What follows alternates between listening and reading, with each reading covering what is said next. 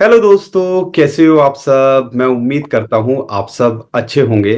लेकिन पिछले 2-3 दिनों के अंदर थोड़ी परेशानी इंडियन यूजर्स को यहाँ देखने को मिल रही है। क्योंकि ज़्यादातर मेरे जो भाई बहन हैं वो इंटरनेशनल एक्सचेंजेस पे ट्रेड करते हैं। इंडियन एक्सचेंजेस पे थोड़ा कम करते हैं। बहुत सारे रीज़न हैं, लो लिक्विडिटी है, कॉइन्स के ज़्यादा ऑप्शन नहीं है, विड्रॉल का इशू रहता है। लेकिन एक जो बड़ा मुद्दा है वो है टैक्स से रिलेटेड। यहाँ पे लोग सोचते हैं कि 1% टीडीएस से बच जाएंगे, 30% टैक्स से बच जाएंगे। तो बहुत सारी चीजें हैं दिमाग में चलती हैं इंडियन यूजर्स के क्रिप्टो करेंसी के अंदर जो हैं।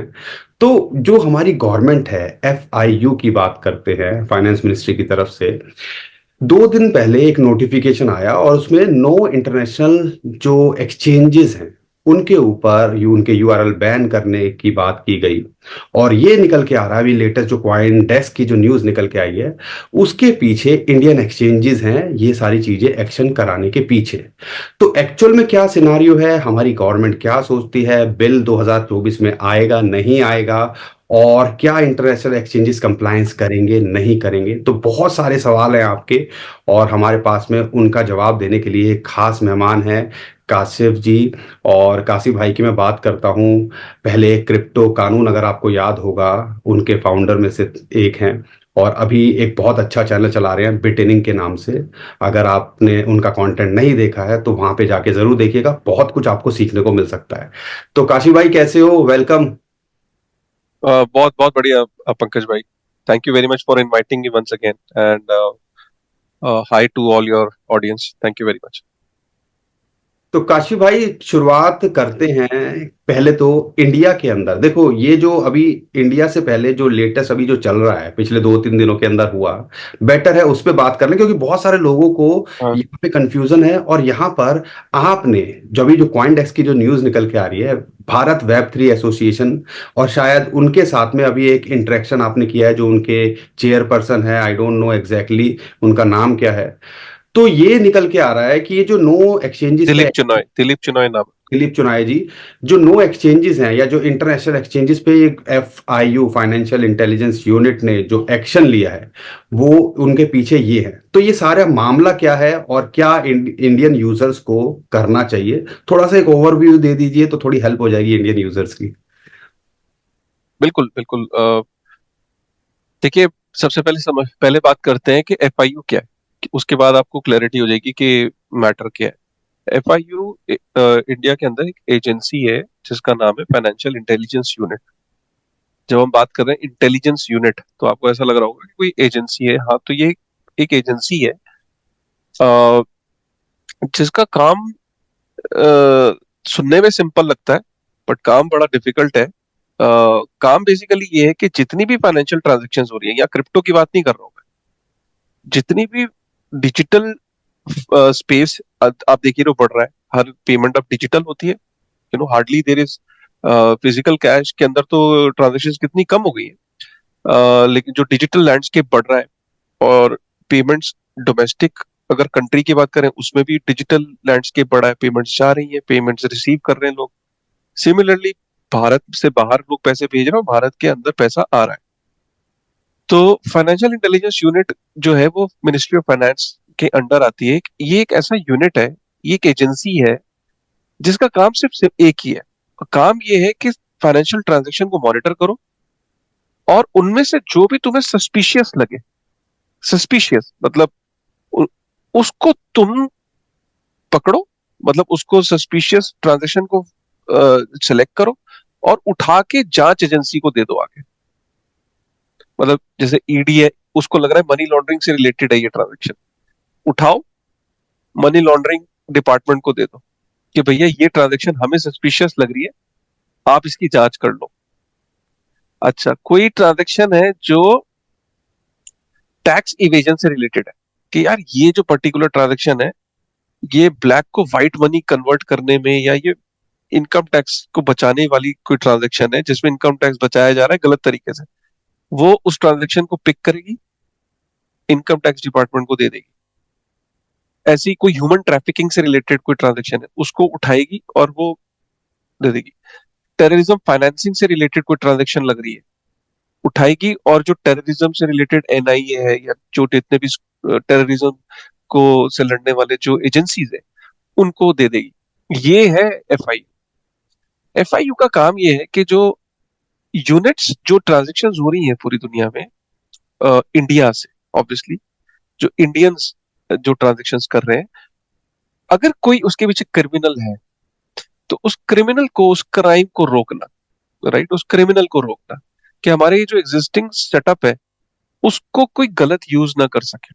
अभी तक इसमें बैंक्स आते थे, एनबीएफसी आती थी, पेमेंट एप्लीकेशंस आती थी। क्रिप्टो को 2023 में इंक्लूड करा गया है कि यार अब हम क्रिप्टो पे भी चेक रखेंगे। और उसके लिए क्या करा कि जो इंडियन एक्सचेंजेस है उनको बोला, जैसे बैंक्स हमारी रिपोर्टिंग एंटिटीज हैं, पेमेंट एप्लीकेशंस हमारी एंटिटीज हैं, एनबीएफसी हमारी एंटिटीज है, अब आप भी हमारी एंटिटी हो। एफआईयू की ये कहता है कि मैं अकेले में काम नहीं कर सकता, मुझे आप लोगों की सहायता की जरूरत है, हम मिलके क्राइम से लड़ेंगे, मैं अकेला नहीं लड़ सकता। तो इसलिए वो अपनी रिपोर्टिंग एंटिटीज का दर्जा देता है इनको। वो कहता है कि आप आगे आओ, रजिस्ट्रेशन के लिए अप्लाई करो, मैं थोड़ी बहुत वेरिफिकेशन करूंगा, उसके बाद मैं आपको रजिस्टर कर लूंगा। रजिस्टर करने के बाद मैं आपसे तीन चार चीजें बोलूंगा। एक तो कि आपके कॉन्टैक्ट डिटेल्स, कि जब कोई मुझे बात करनी हो, कहाँ बात करनी है, कहाँ कॉरेस्पॉन्डेंस करनी है। दूसरा, एक कंप्लायंस ऑफिसर, मुझे एक बंदा बता दीजिए जिससे मुझे बात करनी है डायरेक्ट, कोई भी सस्पिशियस ट्रांजेक्शन है और जो आपके प्लेटफॉर्म से मदद मिल सकती है तो मुझे वो बंदा बता दीजिए। कोई डेटा मुझे चाहिए तो वो बंदा मेरी हेल्प कर देगा, तो एक कंप्लायंस ऑफिसर रख लीजिए। और मेरे कुछ फॉर्मेट्स है, जब भी मुझे डेटा चाहिए होगा ना, तो मुझे इन फॉर्मेट्स में चाहिए होगा, और हर हफ्ते, महीने, 15 दिन, क्वार्टरली चाहिए होगा। और कोई भी अगर जांच होगी तो उसको मिलके हम सॉल्व करेंगे। इतना सा काम है, समझ रहे हो? तो पहले तो बात को समझिए कि इसकी इंपॉर्टेंस क्या है, डिपार्टमेंट क्या है, रेलेवेंस क्या है। अगर आपको ये क्लैरिटी हो गई तो हम आगे बढ़ते ये तो बहुत अच्छे से समझा दिया आपने एफआईयू के बारे में। लेकिन एक्चुअली क्या है, यूजर्स, मेरे पास बहुत सारे कमेंट्स आए। इनफैक्ट मैंने एक आर्टिकल देखा क्वाइन डेस्क का, आपने भी देखा होगा, आई एम श्योर, कि उसके अंदर ये बोला गया है कि ये सारी चीजें ना होती। मैं तो समझ गया हूँ कि ठीक है, वो चाहते हैं कि कोलैबोरेट करें जितने भी एक्सचेंजेस हैं, ताकि हम ट्रेस और ट्रैक कर पाए। लेकिन ये बोला जा रहा है डायरेक्टली कि भैया जो वेब 3 एसोसिएशन है, भारत वेब 3, और जो इनके इंडियन एक्सचेंजेस हैं, उन्होंने किया है ये सब चीजें। क्या एक्चुअल में ये सीन है? और है तो एक्चुअल में क्या है पर्दे के पीछे? What do you think? देखिए, सबसे पहले कहना कि भारत वेब 3 एसोसिएशन ने किया है, ये बिल्कुल थोड़ी सी ना, मतलब इसमें इसमें इसमें इतना ताज्जुब करने वाली कौन सी बात है? मतलब इसमें इसमें इतना ज्यादा शॉकिंग न्यूज क्यों लग रही है लोगों को? सिंपल सी बात मैं आपको बताता हूँ। इंडिया की जो टीम है, ठीक है, वो ऑस्ट्रेलिया खेलने गई, और इंडिया ने वहां पे 50 ओवरों में 300 रन बनाए। जब ऑस्ट्रेलिया की बैटिंग आई तो ऑस्ट्रेलिया को 50 ओवरों की जगह 100 ओवर में रन बनाने थे। ठीक है, तो इंडियन टीम ने ऑब्जेक्ट करा कि भाई ये क्या कर रहे हो यार तुम, हमें तो 50 ओवरों में बनाए हमने, और तुम ऑस्ट्रेलिया को जो है 100 ओवरों में बनाने। तो वो बोलेगे कि यार हम तो ऑस्ट्रेलियन है, तुम यहीं पे खेल रहे हो, रूल्स हमारे। ठीक है। सो बेसिकली क्या है कि भारत वेब 3 एसोसिएशन के अंदर जो एक्सचेंजेस हैं और जो इकोसिस्टम है, जब उनके ऊपर एफआईयू ने ये चीजें लगाई कि भाई तुम्हारी मदद चाहिए।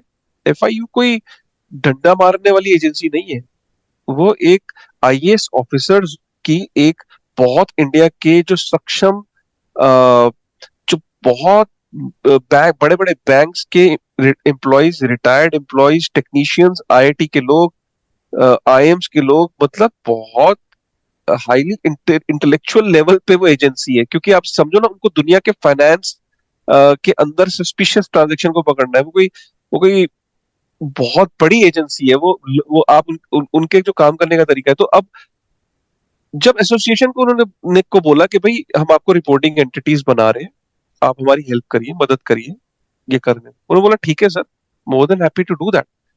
बट इशू ये है कि ये जितना भी कंप्लायंस करने को आप मुझे कह रहे हो, इसकी एक कॉस्ट है, हम्म। राइट? एक कॉस्ट पड़ेगी मेरे ऊपर। तो जो रूल मेरे लिए है, मैं बिल्कुल उनको करने के लिए तैयार हूँ। कंप्लायंस ऑफिसर की तनख्वाह क्या समझ रहे हैं?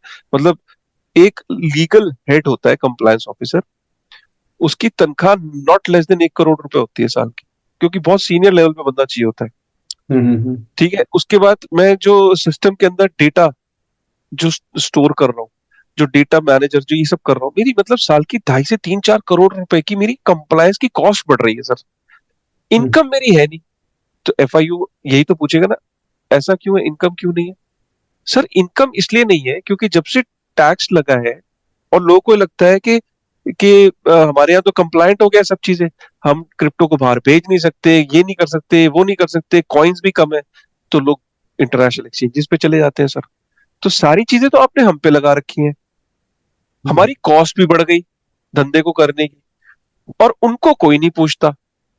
यार इतनी बात तो कहने का हक शायद किसी को भी होगा। मतलब इंडिया, मैंने आपको जो इंडिया ऑस्ट्रेलिया वाला एग्जांपल दिया, वो भी तो यार यही कहेंगे ना कि नहीं जी, रूल तो सेम होने चाहिए ना गेम के। हम्म। इतनी बात उन्होंने कही होगी, इसमें कोई शॉकिंग बात नहीं है। हम्म। इतनी कही होगी, उनको भी लगा होगा कि यार नंबर्स है कुछ आपके पास कि इंडियंस कितना ट्रेड करते हैं। बाइनेंस ने ओपनली बोल रखा है, चेन एनालिसिस की रिपोर्ट है कि बहुत इंडियंस सारी चीजें हैं, बहुत। नंबर वन है। अब उन्होंने जब देखा होगा कि यार इंडियन एक्सचेंजेस को तो हमने मॉनिटर कर लिया, बाहर जो इंडियंस बाहर के एक्सचेंजेस पे हैं उसका डेटा कैसे आएगा, तो इसलिए उन्होंने इशू कॉज नोटिस इशू किया है। इसमें कोई हैरानी की बात नहीं व्हाट डू यू थिंक, क्या इसके अंदर ये कंप्लाइंट करेंगे इंटरनेशनल एक्सचेंजेस? अगर बिजनेस करना है तो ऑब्वियस सी बात है उनको करना पड़ेगा, नहीं तो यूआरएल ब्लॉक का खतरा। क्या यूआरएल जो है इमीडिएटली ब्लॉक होंगे या एक टाइम दिया गया है? व्हाट डू यू थिंक क्या हो रहा है? क्योंकि पैनिक तो यही है कि जो स्टेटमेंट सर्कुलर आया था, नोटिफिकेशन देखी थी, उसमें दोनों चीजें साथ लिखी थी, यूआरएल साथ कर ब्लॉक करेंगे और आप हमें जस्टिफाई करो, शो कॉज नोटिस उनको इशू करा। है। देखिए, शो कॉज नोटिस का मतलब ये है कि how you are operating in in the country. ठीक है, और आप अगर ऑपरेट कर रहे हो तो आपके कंप्लायंस का क्या स्टेटस है। आप एक तो हमें आके बताइए कि आप किस तरीके से कंप्लाई कर रहे हैं जो हमारी गाइडलाइंस है, और आप आके रजिस्टर करिए। और अगर आप नहीं बताते हो कि आप कंप्लायंट हो कि नहीं हो, और आप अगर आगे रजिस्टर नहीं करते हो, तो फ्यूचर में हम आपके यूआरएल को ब्लॉक कर सकते तो एट प्रेजेंट ये ब्लॉक अभी तो नहीं हो रहे ना, हैं। जैसा नहीं नहीं नहीं, स्टेटमेंट में उसमें दिख कोई रहा था। नोटिस में ना तो डेट लिखी है, ना टाइम दिया है। ये अभी एक ऐसा नोटिस है जिसमें उनको बोला एक थोड़ा अनलिमिटेड टाइम दिया है, प्रॉब्ली ये फर्स्ट स्टेप है। तो हो यानी सकता है कि कि सेकंड यानी कि नोटिस जारी हो आप जाए। यही कह रहे हो कि अभी जो जैसा लग रहा था, इंप्रेशन था कि एकदम से ब्लॉक हो जाएंगे, जैसे कि 24 नहीं घंटे या 48 घंटे में टिकटॉक को ब्लॉक कर दिया था। ऐसा तो कुछ नहीं होने वाला ना इन ऐप्स के साथ में, या नहीं, सो ऐसा इसलिए नहीं हो सकता क्योंकि उनको पता है वो किस चीज से डील फंड्स है, कर रहे हैं। फंड्स है उनके पास, फंड्स है, लोगों के फंड्स है, और फंड्स हैं उनको वहां पता पे, है कि इंडिया से नंबर्स है। एंटरटेनमेंट। Very true. हाँ, तो उनको ये ये पता है कि इंडिया से नंबर्स बहुत ज्यादा है, तो हम ऐसे ब्लॉक नहीं कर सकते, बहुत बहुत लोगों का नुकसान अल्टीमेटली हो सकता पैसा तो देश का ही है ना। है। Yes exactly. और उनको पता है कि अभी भी पहला स्टेप है एक तरीके से, वो उन्होंने एक इंटेंट जाहिर करी है कि आओ और रजिस्टर करो। अब अगर अगर वहां से कोई पहल नहीं होती है, सपोज आपको कुछ दिनों में दिखता है कि फाइनेंस नहीं आया, क्रैकन नहीं आया, तो फिर हो सकता है कि वो बोले कि भाई हम इतने दिन के अंदर आपको बंद कर। तो दोस्तों, जैसा मुझे समझ में आ रहा है काशी भाई से भी जो डिस्कस करने के बाद में, तो यूआरएल अभी ब्लॉक नहीं हो रहे हैं। शो कोज नोटिस का अगर जवाब आता है या कंप्लाइंट करते हैं, रजिस्टर करते हैं एफआईयू के साथ में, तो शायद ये नौबत आए ना कि ऐप आप यूज ना कर पाओ, ट्रांजैक्शंस यहाँ ना कर पाओ। हाँ उम्मीद करता हूँ बहुत कुछ क्लियर हुआ होगा इस चीज को लेके। तो पूरा हाँ दोष सिर्फ इंडियन एक्सचेंजेस पे मढ़ना ये भी सही नहीं है, लेकिन यहाँ हाँ पर एक्चुअल में इंडियन यूजर्स को सर्व कर रहे हो और टेक्निकली लीगैलिटी के साथ देखें तो कहीं ना कहीं कंप्लाइंट उनको करना चाहिए। तो सारी चीजें फेयर लगती है, लेकिन हमें लगता है हमारे साथ जाती हो रही है, क्योंकि हमें लगता है कि हम टैक्स भी बचा लेंगे, हम टीडीएस भी नहीं देंगे। लेकिन यहाँ पे बहुत सारी चीजें हैं जो समझने की हैं इंडियन एक्सचेंजेस को, जो मुझे पर्सनली लगता है काशी भाई कि वो उस लेवल पे नहीं है अभी। कि उस लेवल पे मैच नहीं कर रहे हैं, जैसे इंटरनेशनल एक्सचेंजेस पे लिक्विडिटी की बात करते हैं, उनके प्लेटफॉर्म की बात करते हैं। तो ये सारी चीजें इंडियन एक्सचेंजेस करेंगे तो इन फ्यूचर में शायद वहां पे ट्रैफिक आता दिखेगा। तो ये तो सारी बात हमें समझ में आती है, लेकिन काशी भाई, इंडियन अगर मैं बात करता हूं इंडियन सिनारियो को देख के, जैसा हम उम्मीद कर रहे थे कि 2024 से पहले कुछ नहीं होना, जैसा हमने लास्ट टाइम भी डिस्कस किया था या आईडी भाई के शो में भी आए थे, हम वही बात कर रहे थे कि हम पर्सनली नहीं लगता कि कोई रेगुलेशंस आने हैं। आप अभी जैसे डिस्कस कर रहे थे, आपने कहा कि सब कुछ हो चुका है, बस ऑन पेपर नहीं है। तो व्हाट डू यू थिंक, क्या रेगुलेशंस आने वाले हैं, इलेक्शन के बाद आएंगे, 2024 में आएंगे, और क्या पूरा सिनारियो लगता है?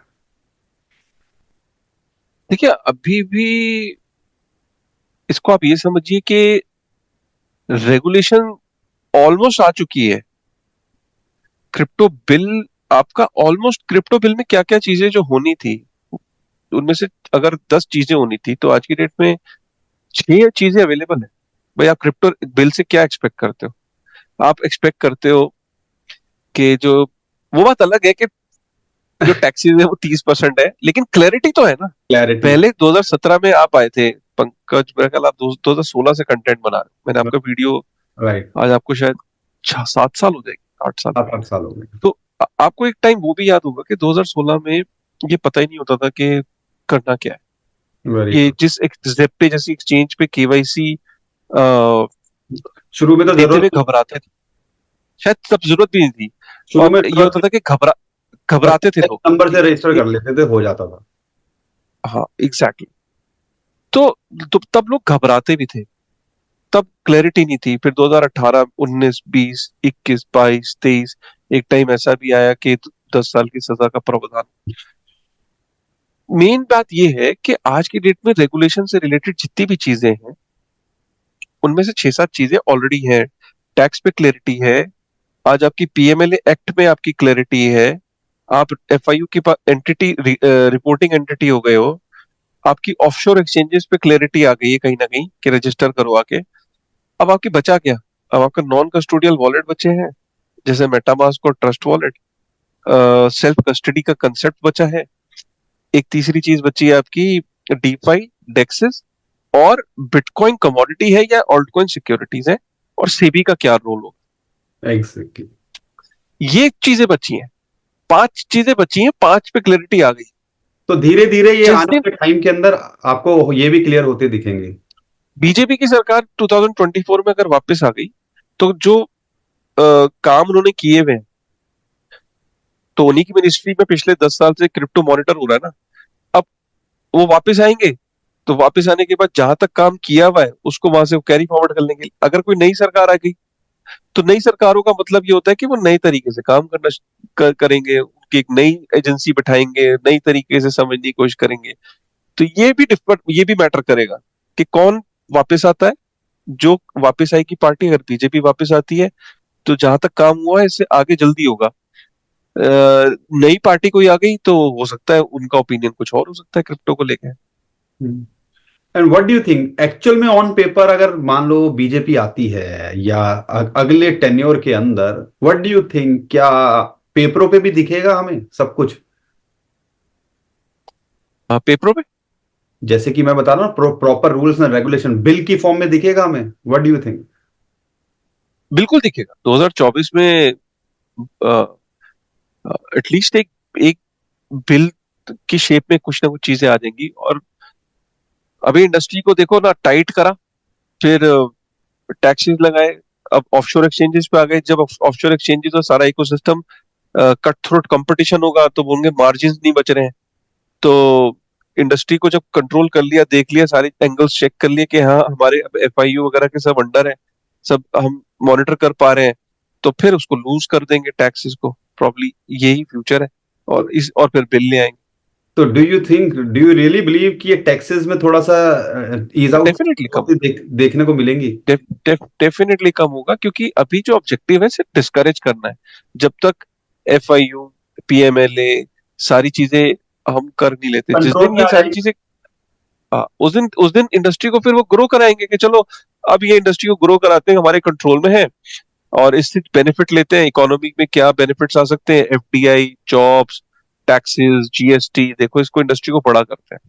काशिफ भाई, हमारी फाइनेंस मिनिस्ट्री ने भी जो है, या हमारी जो फाइनेंस मिनिस्टर है उन्होंने भी स्टेटमेंट दी थी कि इंडिया में रेगुलेशंस करके भी कुछ नहीं होगा जब तक ग्लोबली रेगुलेशंस नहीं आते हैं, और सबको मिलके करना पड़ेगा। अभी चाइना की भी रिसेंटली शायद ऐसी स्टेटमेंट आई है।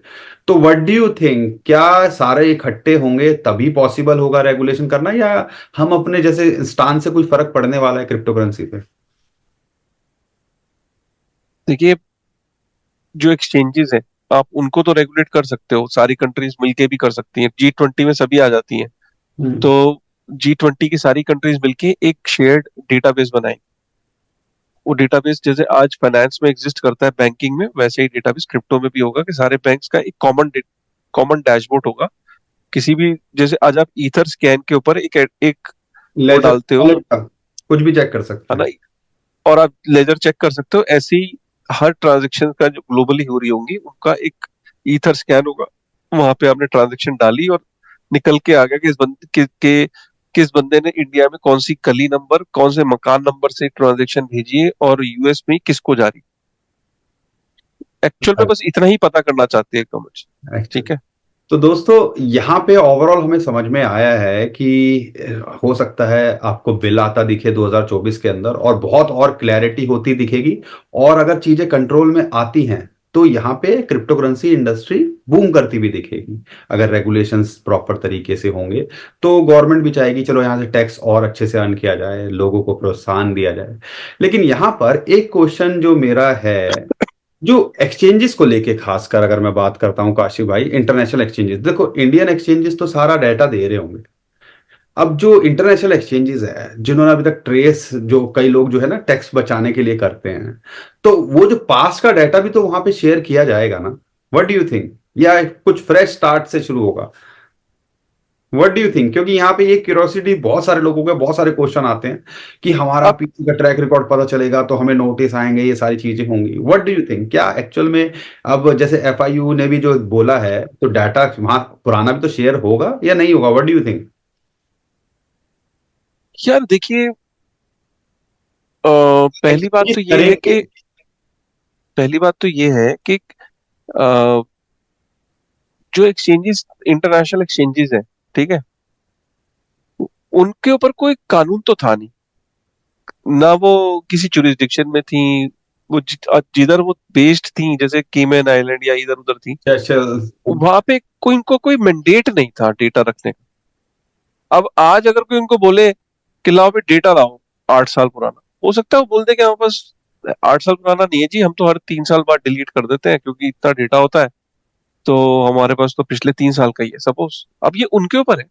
डिपेंड कुछ करता कुछ ऐसी एक्सचेंजेस होंगे जो कहेंगे हमें इंडिया में आना ही नहीं है सपोज, हमें कंप्लायंस करना ही नहीं, क्योंकि हम कहीं पे भी कंप्लायंट नहीं है। जैसे एक आध एक्सचेंज है जो कि जैसे MEXC है, मुझे लगता है वो सबसे पहले कॉइन्स को लिस्ट करता है, ठीक है, है। हाँ, वो कहीं कंप्लाइंट भी नहीं होगा, आई एम श्योर। और वो कोई कंप्लायंट भी नहीं होगा। वो मुझे खतरनाक, जब भी मैं सुनता हूँ लोगों से कि भाई MEXC पे पंप एंड डंप सबसे ज्यादा होता है, तो अब मुझे बताओ कि कोई एक्सचेंज बिल्कुल ही आई एम श्योर जिसने वो तो नहीं बिल्कुल ही करने की मतलब सोचेगा। जिसने बिल्कुल ही धज्जियां उड़ाई हुई हो चीज, ठीक है, तो जो कंप्लाय वो कहेगा, वो क्या कंप्लायंट करेगा आके। सही तो बात। तो कंप्लायंट कौन करेगा? कंप्लायंट करेगा आपका Binance, Kraken, coin base. KuCoin भी मुझे डाउटफुल लगता है, Gate.io भी डाउटफुल। डाउटफुल लगता है।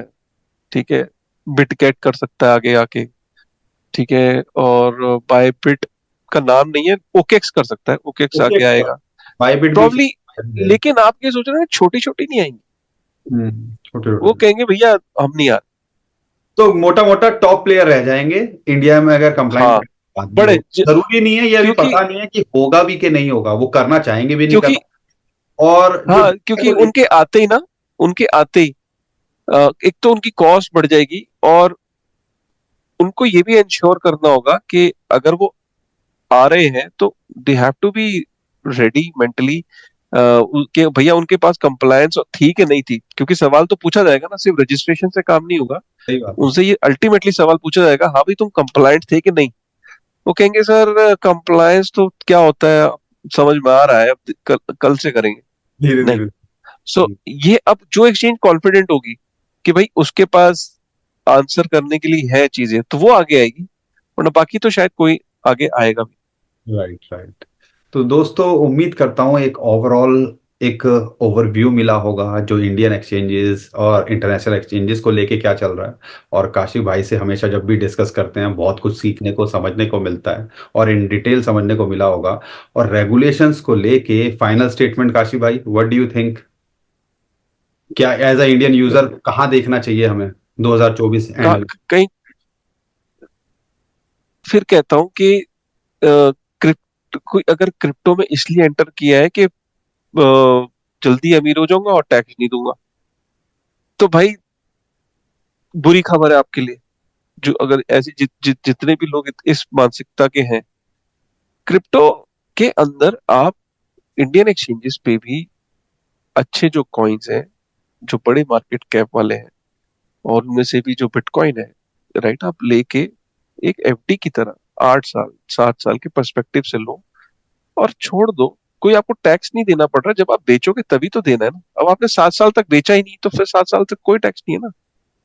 हम्म। ठीक है, तो आप अपनी मानसिकता को थोड़ा सा बदलिए। और जो इतने बड़े बड़े आप रिस्क लेते हो, ये इंडस्ट्री पहले रेगुलेटेड नहीं थी, अब ये धीरे धीरे प्रॉपरली कंप्लायंट होती जा रही है। और उसके बीच में आप ऐसे बड़े बड़े रिस्क बिना सोचे समझे अगर ले रहे हैं, तो नहीं गलती। लेने चाहिए। नहीं लेने चाहिए। नहीं, क्योंकि आपको नहीं पता कि कब आप किस परेशानी में आ जाए, और फिर जवाब देते रहेंगे फिर आप। ये- तो दोस्तों, उम्मीद करता हूँ बहुत कुछ समझने को सीखने को मिला होगा। अभी हम काशी भाई को रेगुलरली बुलाने की कोशिश करेंगे और कुछ निकल के आएगा तो समझने की कोशिश करेंगे, लेकिन आज के लिए इतना ही। और उम्मीद करता हूँ आपको ये वीडियो पसंद आई होगी। वीडियो पसंद आई है तो लाइक करिएगा, शेयर करिएगा और हमारे चैनल को सब्सक्राइब कर लीजिएगा। और एक और इम्पॉर्टेंट बात, काशी भाई के चैनल पे जरूर जाके देखिएगा, बहुत अच्छा कंटेंट बनाते हैं वेब 3 को लेके। और बहुत सारी चीज़ें वहाँ सीखने समझने को मिल सकती हैं। बिटिनिंग उनके यूट्यूब चैनल का नाम है। थैंक यू काशी भाई एक बार फिर से। Thank you. Thank you very much Pankaj भाई।